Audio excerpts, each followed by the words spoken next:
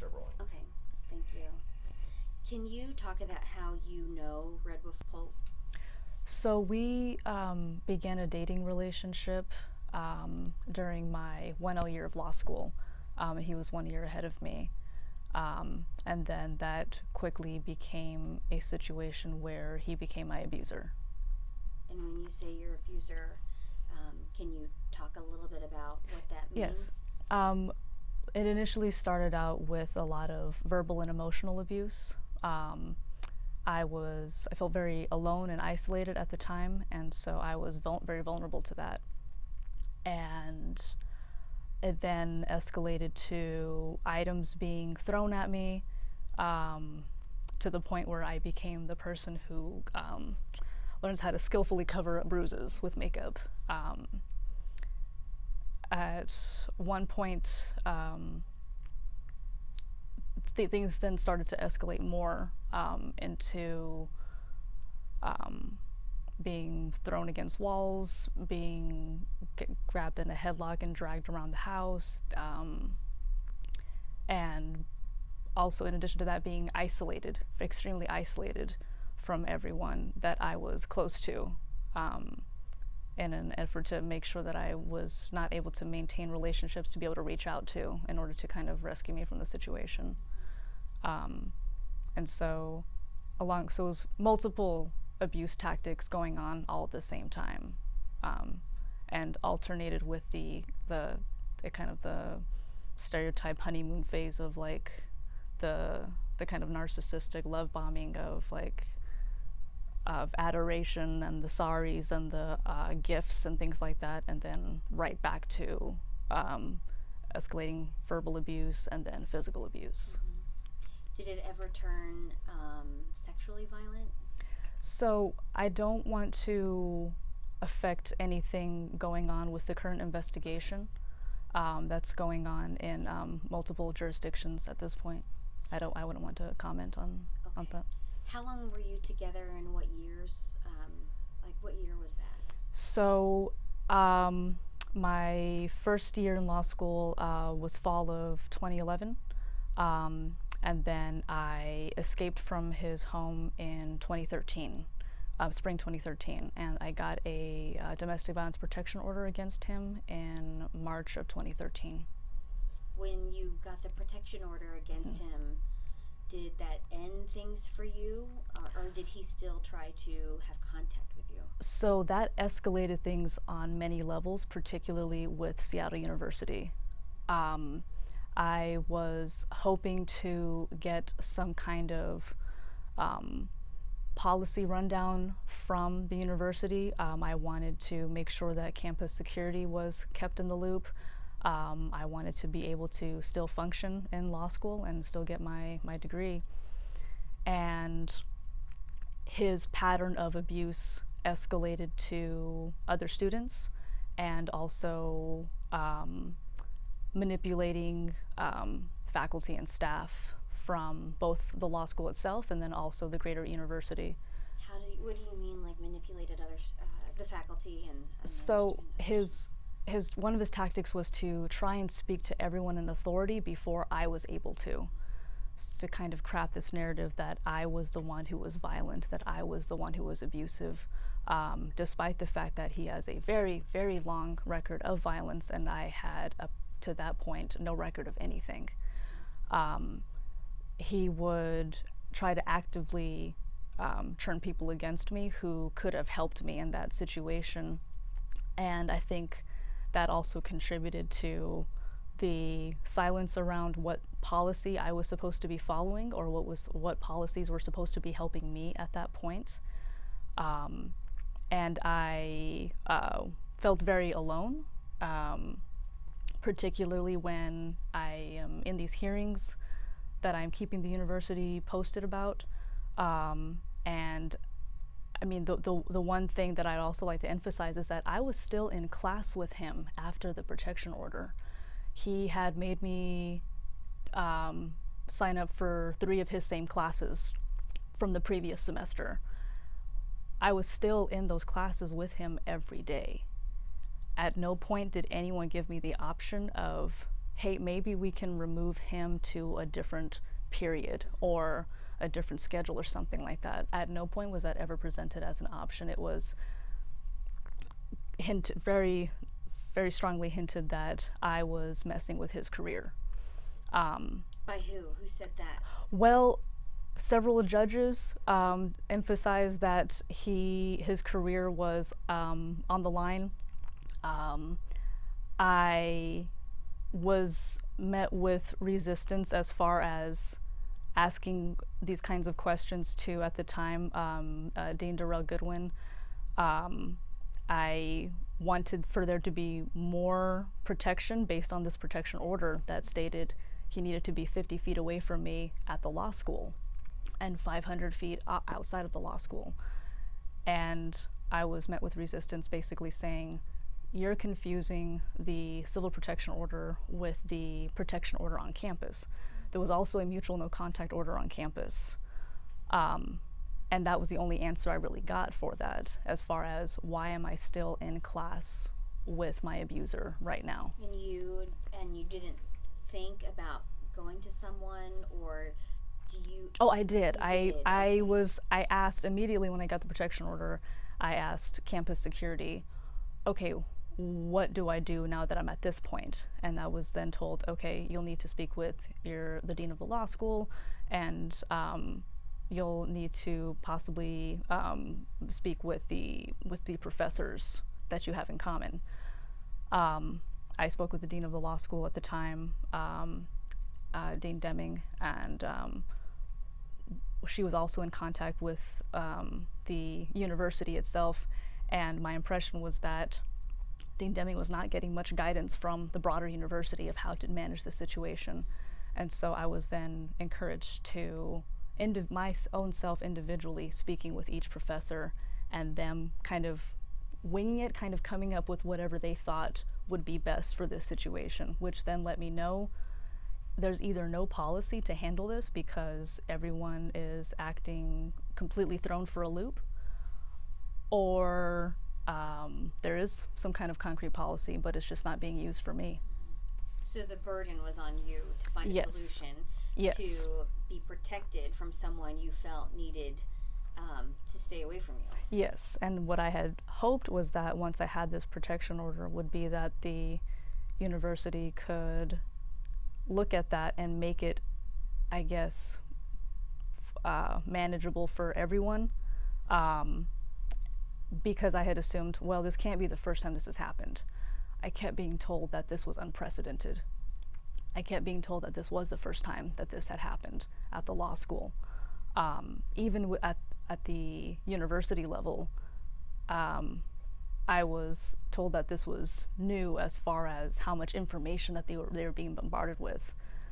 Part of that was the manipulation as far as for every one email that I sent to campus safety to tell them he's having third-party contact with me right now. He's texting a friend to harass me or things like that. I was, sorry, I lost my train of thought. That's okay.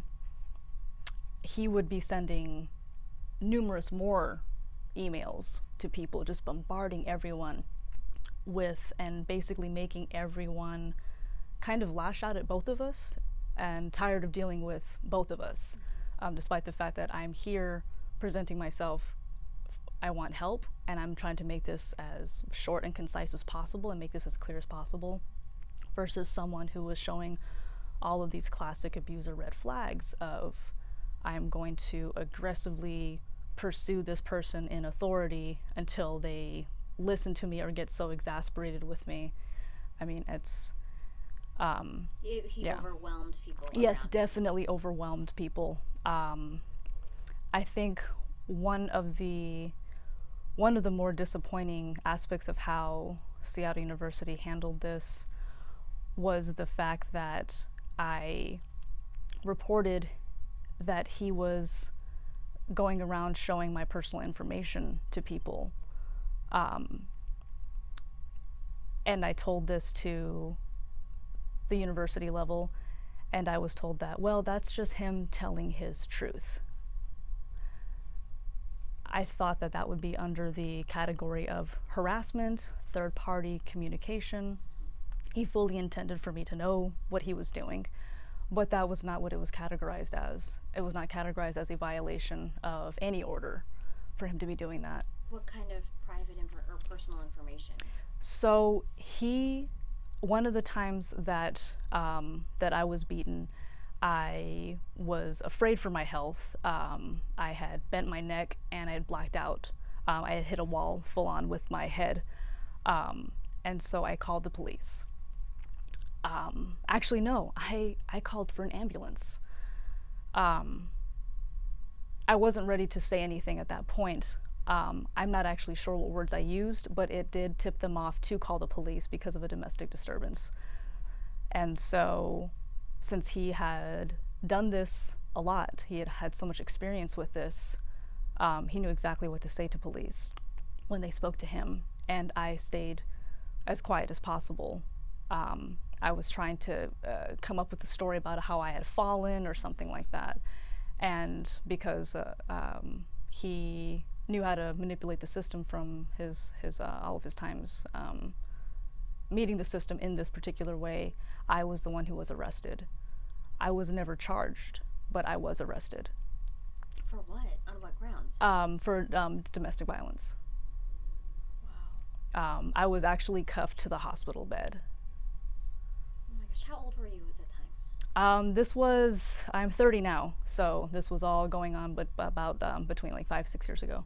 Wow. What is it about Rudolph Pope? Is he that charismatic, or does he have a lot of pull within a certain community? Mm-hmm. Does he, you know, a lot of people outside of, you know, just outside looking in Mm-hmm. say, oh, this man has so much influence. Mm-hmm. You know, he did this TEDx in Seattle. Mm-hmm. He Mm-hmm. represents people at Standing Rock. Mm-hmm. What is it about him that where people are drawn to him initially? So I think it's kind of a mixed bag, and I think there's been a portrayal in the media that hints that he's gotten this kind of universal support from certain communities. Now, I will say that there definitely are enablers of him in many communities in Seattle. However, it's a situation where his tactic was to be very aggressive, but aggressive with a smile, aggressive with I am coming into this space and I'm going to use any tactic I can to stay in this space that I maybe was not necessarily invited into. For example, I did see situations where when I would be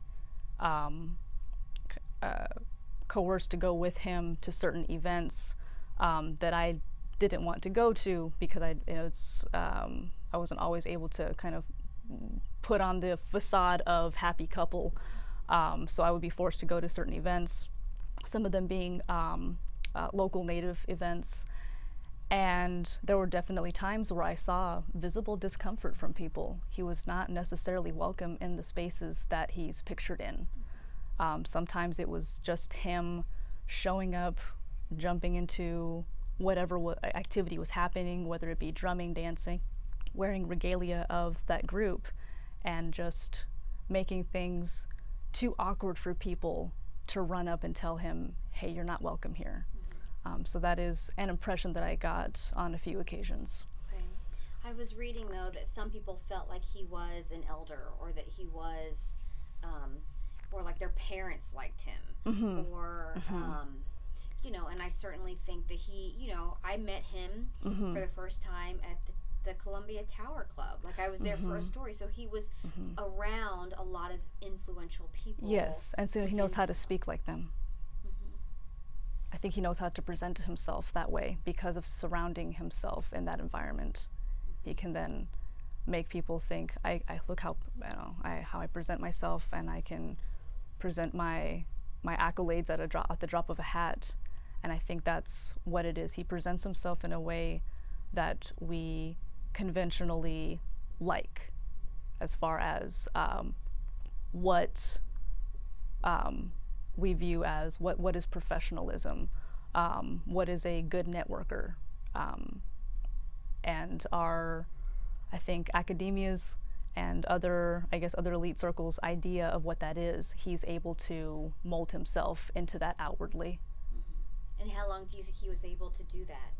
I mean, to scam people? I honestly, I've keep hearing that he has moved to multiple communities every time the scam is up, basically. Like different tribes? Or?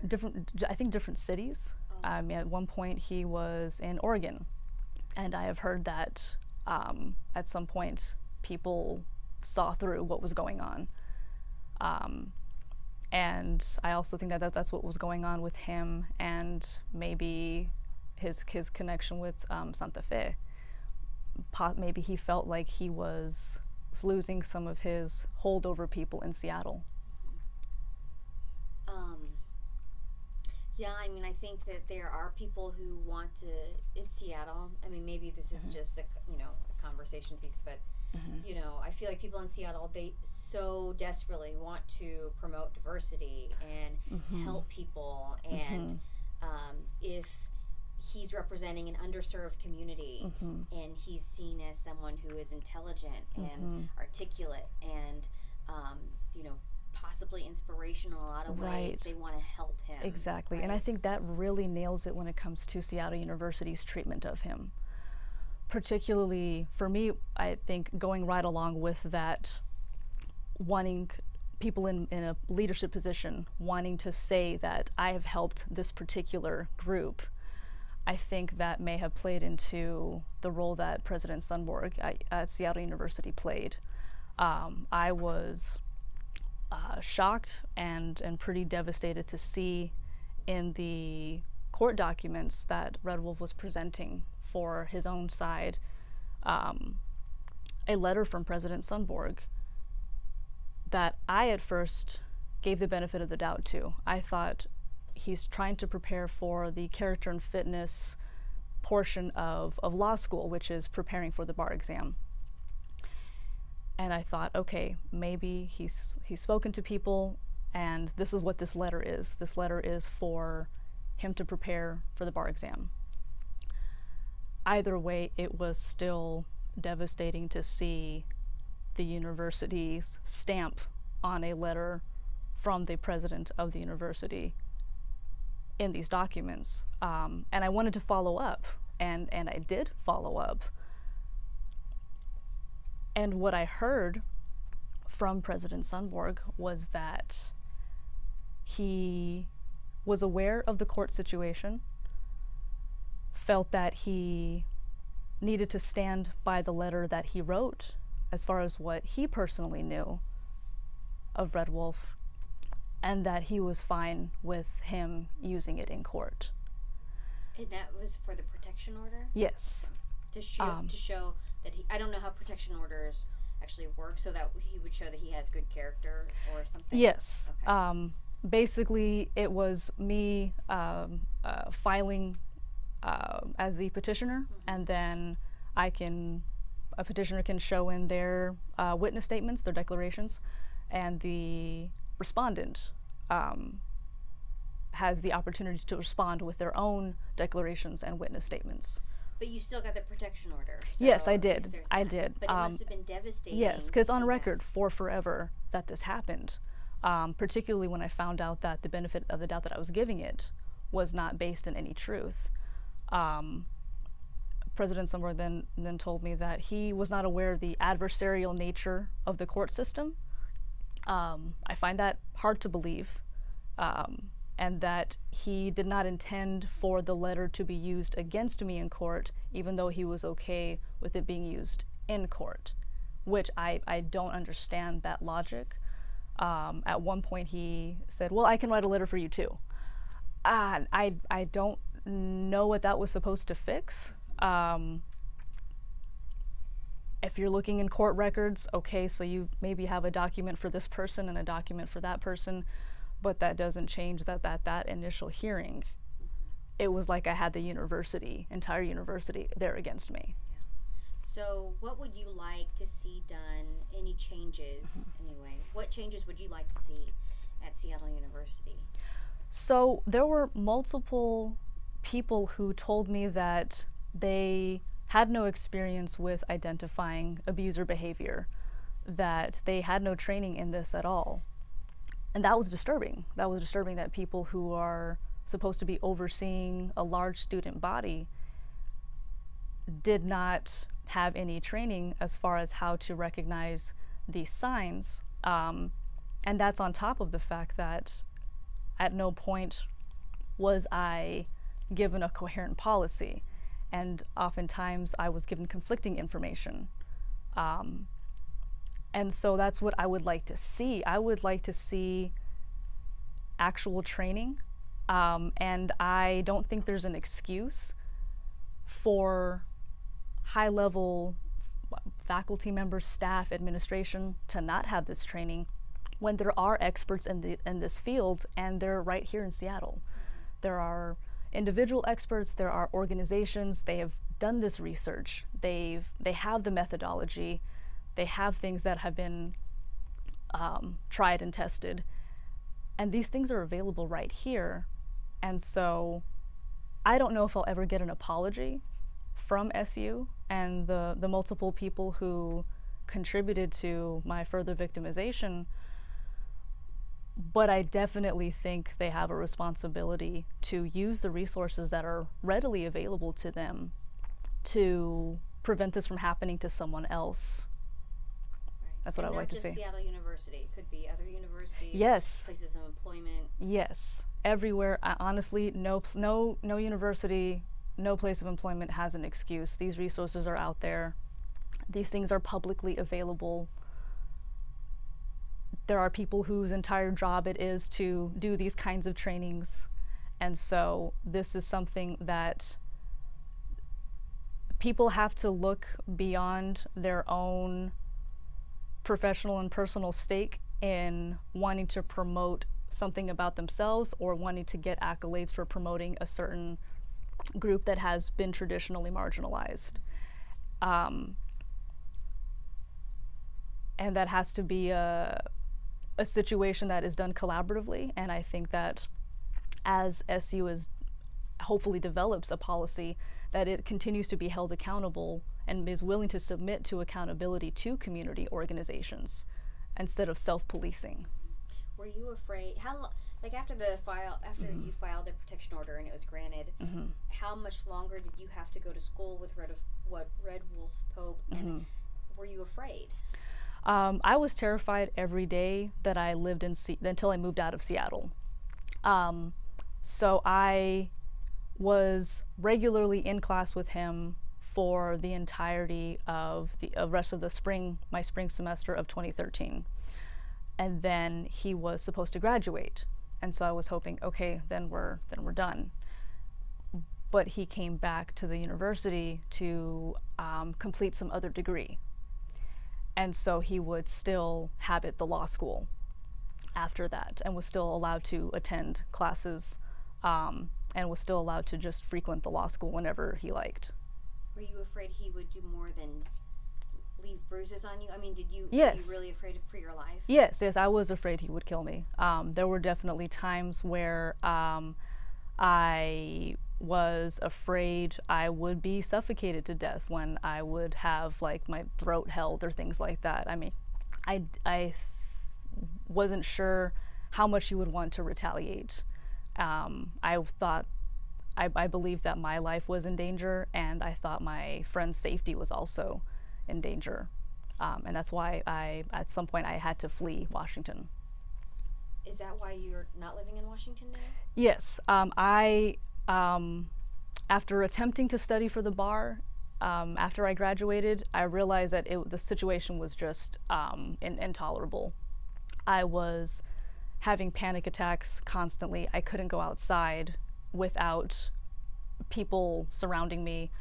I had to safety plan everything, and also studying for the bar. I was not able to do that. And so then I moved to California, and the abuse still didn't stop. there was still abusive litigation going on with the court system and the continued harassment.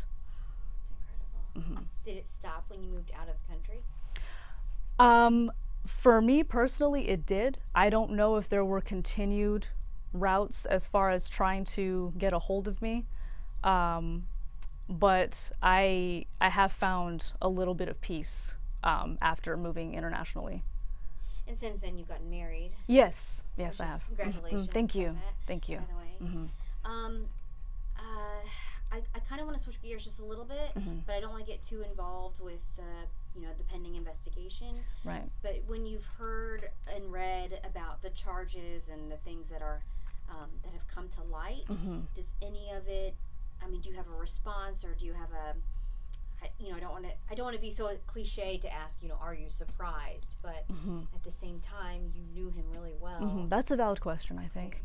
I'm horrified. It's definitely, the entire situation is obviously very triggering, but I'm not surprised. I'm not surprised at the lack of accountability from various individuals and organizations in Seattle embolden him. This lack of accountability out of just lack of a policy, lack of willingness to enforce a policy is, I think, what emboldened him to become an even worse predator than he already was. Do you think that he actually preyed on women in the community, in the Native community, because of the fact that so many Indigenous women don't have voices in law enforcement? Yes, I definitely think he tried to go after women he felt were particularly vulnerable for a variety of reasons. If he thought they were vulnerable in an intersectional way, in a way of, okay, this is a small woman, like for me example, I'm about 95 pounds and 5'1", or this is a woman who politically is not going to have a lot of clout, or this is a woman who does not have any family around here. I think he looked for a multitude of things, and it is unfortunate that it does appear that he did target Native women because of the lack of political power. It's not that they lack a voice, it's that they're often not listened to.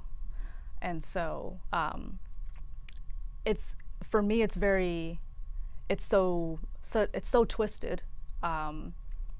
He was very resentful and angry towards me because I did not identify, and I do not identify as Native American. I consider myself to be Mexican American. Of course, most people who are Mexican American are partially Indigenous and partially European, partially Spaniard. But because I don't have a tribal affiliation, I didn't want to appropriate someone else's culture. And so now that I see who he's actively targeted, and the fact that he was angry that I did not want to identify as that, it's hard to wrap my head around that aspect of it. That it was not. Why do you think he was angry that you didn't affiliate, or that you didn't want to? I mean, why do you think he was angry about Well, initially I thought that it was because he felt offended that maybe me not wanting to identify as Native American was an insult to him personally, as in me saying that I'm too good.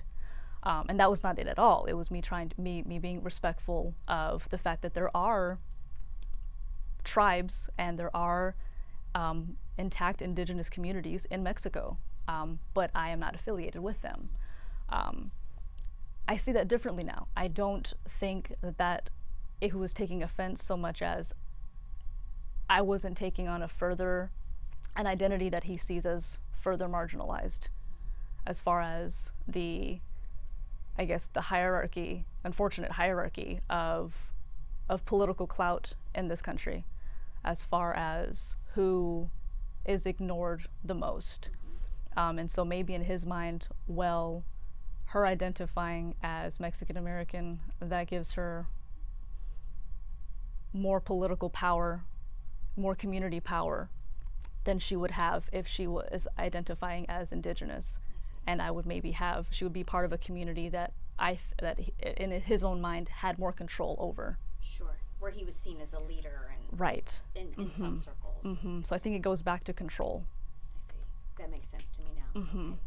Did he I was trying to understand, did he jump from tribe to tribe, or did he identify with, I didn't really understand, because he seems like he's in... I don't understand either. Okay. When I met him, he was openly discussing his background and saying that he was Tlingit and Western Shoshone. And apparently that's changed since I knew him, and that's honestly, that's all I know, and it's been very confusing. And I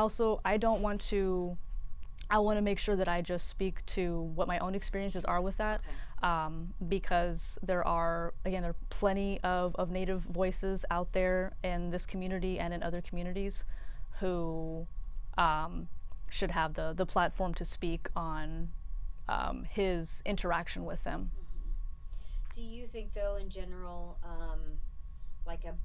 because you have been kind of in that space, do you think that news of something like this, of Red Wolf Pope assaulting women, or being accused of assaulting women, do you think that damages the community spirit, or just the community in general? Because for so long, people, you know, let me back that up. When I met Red Wolf Pope, he was talking about being an advocate for women, right? Because women don't have voices in a particular community, and that they, you know, this was like right after the Women's March.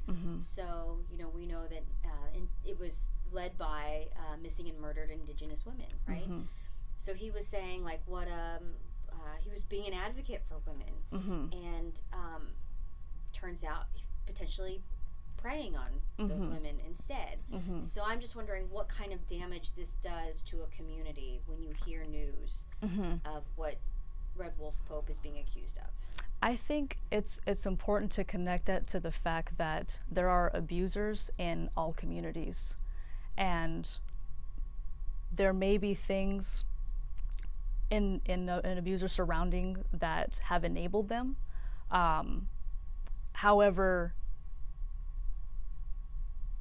as far as the rest of his community, I don't think that it should reflect, I don't think any abuser's tactics should ever damage the integrity of good work that's being done in their community. Or, let's see, kind of difficult to parse through. Give that enough power to right, damage the community. Right. But it is a blow. Right. I think it's a situation where, I mean, just to add to that, he actually used to work at a women's shelter. Oh, really? I mean, but I think that goes to other classic abuser tactics of that kind of situation where having this, building up a persona, and then behind closed doors being a predator. And that is very common in all communities. And I think it's a situation where, because he was not empowered by just one community, he was empowered by by folks from many communities, particularly in the legal field. And so I don't think, basically, if this is not going to be some kind of permanent stain on the legal community, or on the law school or things like that, it definitely shouldn't be a stain on a community that, from what I've seen, did not wholeheartedly accept him in the first place, from what I saw. I see. That makes sense to me. Is there anything that I'm missing or that you want to add? I mean, I don't want to ask you so much as to, like, you know, what you hope happens in this case, because obviously we still have the Seattle and the King County case has not even come to light yet. You know, that was just the Santa Fe stuff. But I don't know. I mean, I don't know if it's a fair question to ask if, you know, what you would like to see happen to Red Wolf Pope. I want for all of his victims to feel that he's been held accountable and that his enablers have been held accountable. That's what I hope to see. Accountability means a lot of different things for different people, depending on what kind of what kind of authorities and what kind of community-based punishments that you believe in. But whatever it is for each individual victim, I hope they see that. That's great. Anything else that you want to add? Adam, was there anything? You had mentioned at one point that there were 3 hearings that you went to in 1 week, and I think that just goes to sort of the crazy pace of what he put her through and Yes. balancing school. Okay. Oh yeah, so just real quickly, there were 20 hearings in total that I've gone to as far as the abusive litigation. And this, the bulk of this was going on while I was in the middle of going through law school. So I would have to not go to class or schedule something with a professor or try to work my my last law school days around going to these hearings. And at one point it was about 3 hearings in 1 week. And so all of the safety planning and things like that, and the fact that I was keeping the university informed of all of these things. Campus security knew all of this. And then when you mentioned, you know, how there are abusers like that in all communities, I think of coaches who abuse their, the kids, or priests who abuse the kid. I mean, there are just a lot of things. There are a lot of people inundate themselves with the people they want to, or surround themselves around the people they want to prey on, I think. Yes, yeah, putting themselves in. I think that's, for me, that's the other issue with Seattle University's role in this, is that they helped give him access. They gave him the credibility. I'm not sure with his record as far as him being a safety hazard to people for so long. I'm not sure how he got into law school with that record. And again, it's not to detract from universities letting in non-traditional students or students who have had troubled pasts and have overcome them. I am all for that. But someone who has consistently demonstrated a pattern with no end as far as violent behavior, that's something different entirely. And so for him to get that credibility of saying, I'm a law student, and the further credibility of all of the things he was not stopped from doing at the university gave him access. I think that's part of it too. And this lack of a coherent policy, either that either doesn't exist or was not implemented, also gave him credibility. The fact that it's, well, hey, these two are sitting in class together, clearly it can't be that bad, right? That kind of notion of credibility is what promoted more access and more of a probably more of a desire on his part to be predatory, because he could get away with that much more. Can I ask a question? How are you doing now? Since this first hit the news and I was first told about this, I'm definitely at a better place than I was years ago. But I've probably eaten twice since Thursday. I've probably only a few hours a night of sleep since then. I think I was saying to some friends earlier that I'm just hoping the adrenaline rush keeps me going up until we are done here, basically, that I can keep functioning. Okay. And you're still afraid that maybe you could be a part of this investigation too, right? Or do you want to? So yeah, I want to make sure that any investigation is able to be completed in the best way possible, and is not affected negatively at all. Okay. I think that's it, unless you want to add anything else. Was there? You've done a great job. Thank you. I appreciate that. I appreciate the opportunity to speak and hopefully maybe encourage other folks to speak out too. Yeah, I think it will.